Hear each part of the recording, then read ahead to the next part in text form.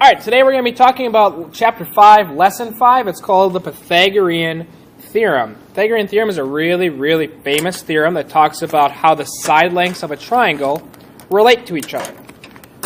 So the theorem can be boiled down to a single equation: a squared plus b squared equals c squared.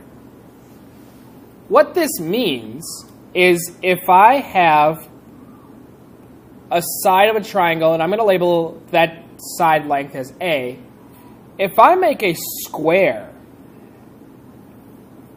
out of it, the area then would be A squared. Same thing here. This is not going to be a square drawn to scale because there's not enough room. But if I have a square where each side now is worth B, the area of this square would be B squared.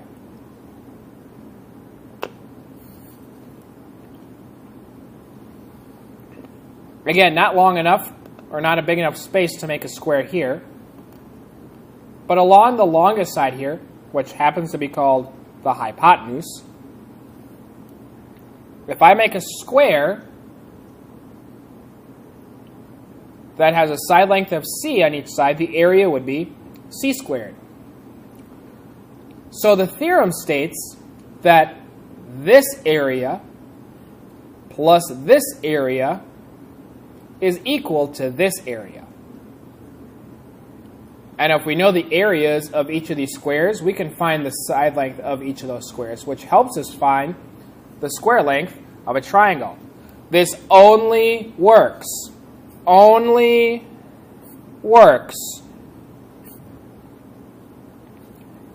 with right triangles. Only works with right triangles. That's it. So, in example 1 here, I have a triangle. It's a right triangle. I know the two leg lengths. That's what these two sides are called, the sides that are not the hypotenuse. The two sides that form the right angle, these are called legs. I know those two lengths. I'm going to call those A and B because on our triangle here, those two leg lengths are A and B. So I have the theorem here, the equation, and I'm going to substitute 12 in for A. So this is 12 squared. I'm going to substitute 16 in for B. So this is 16 squared.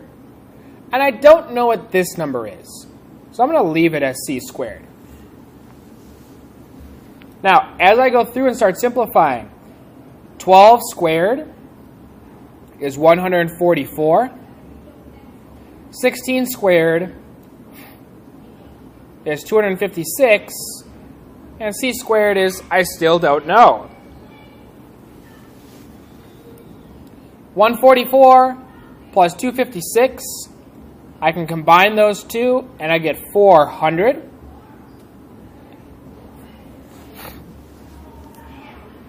And if I go ahead and use my calculator, 400, the square root of that, so the work that should be shown looks like this, but it'd be 20 inches. So that's what C represents. Example 2. Same thing, the only difference now, I have a leg and I have the hypotenuse. So I have A and C, but I don't have B. So I'm going to start substituting values in. A I know is 8. B I don't know. And C is 24. Start to simplify. 8 squared is 64. B squared, I still don't know what B is. And then 24 squared is 576. Now, to get this b term all alone, this is a two-step equation. I have to subtract 64 from both sides to create this 0 pair and remove it. 576 minus 64 is 512.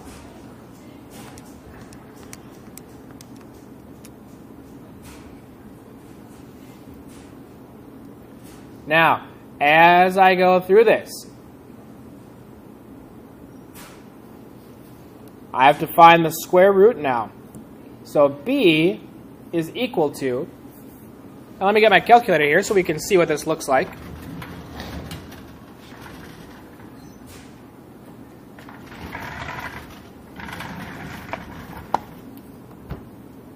Calculator is loading so far. Remember, this is the square root button right here. This guy right here, right there. So square root of 512.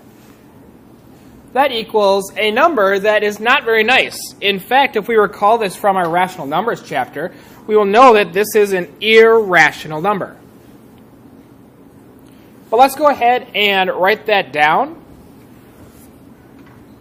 and then round to the nearest tenth.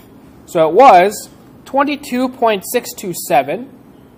So I'm going to round that to 22.6 meters.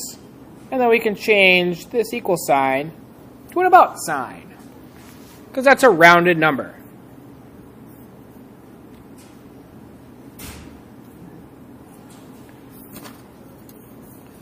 All right, now, there's something that we call the converse of the Pythagorean theorem. So the Pythagorean theorem says if I have a right triangle, the three sides of the triangle can do a squared plus b squared equals c squared. The converse of that would then say if I look at the three sides and it satisfies this equation, I can then be looking at that this is a right triangle. So let's go through an example.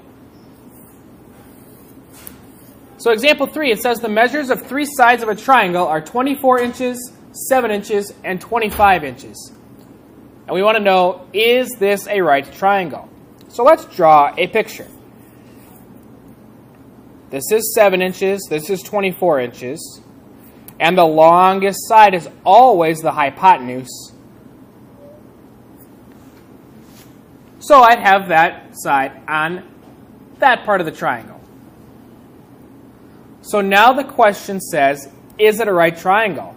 So I have to use a squared plus b squared equals c squared. If I label each one of these sides as a, b, and c, a would then be represented by 7. So I'm going to substitute 7 in for a. I'm going to substitute 24 in for b. And then 25 in for c. And I want to find out, does this equation, is it true? Does this side equal this side? So let's start going through this. 7 squared is 49. 24 squared, if we remember from our previous example, is 576.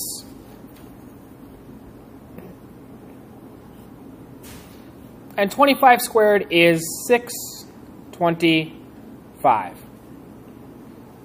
I want to add those two numbers together. So 49 plus 576 happens to be 625. And that's exactly what I get on the other side.